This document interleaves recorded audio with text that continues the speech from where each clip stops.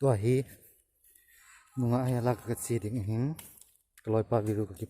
pui ding hin nere on lang nom nam nom he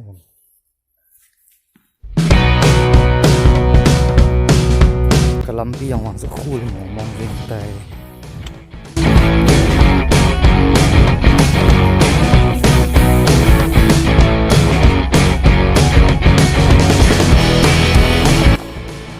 ngal sang kabang je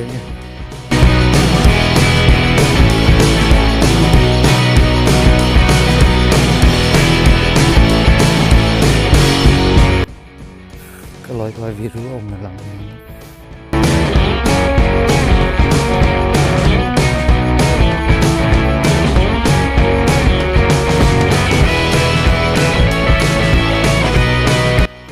timbal ta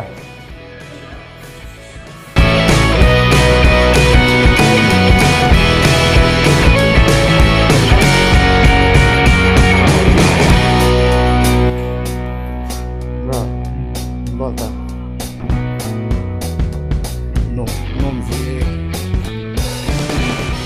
cái lối qua video của cái cuisine cái gì đây ilai mun location sen ka bol awang ama ang ko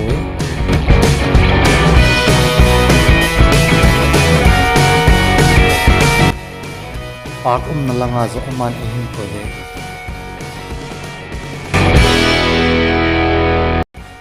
ito nga kalungsit dan kangai lut dan kasewangin iyat hempi thezi pon khojong jing ding hetai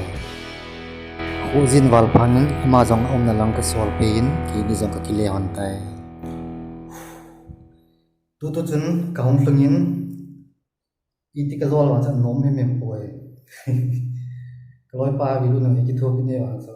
nom de de nom pai ji pon kaum kile ki hon tai ja sol wa ta he jong le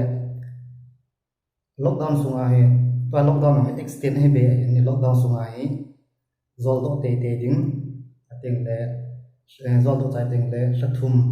zo de in langa che ding te le ki pui do le na su ka ya le na ye chen never give up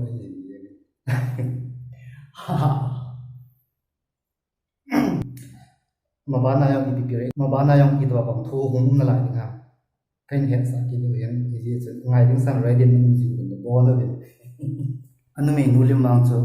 kain vet sa lo bai ding yan ang nup te ngala si lo kain vet sa ding na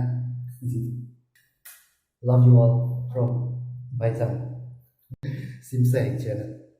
thank you kaloi pan ita bangai ki thu pi ba na sa thu ve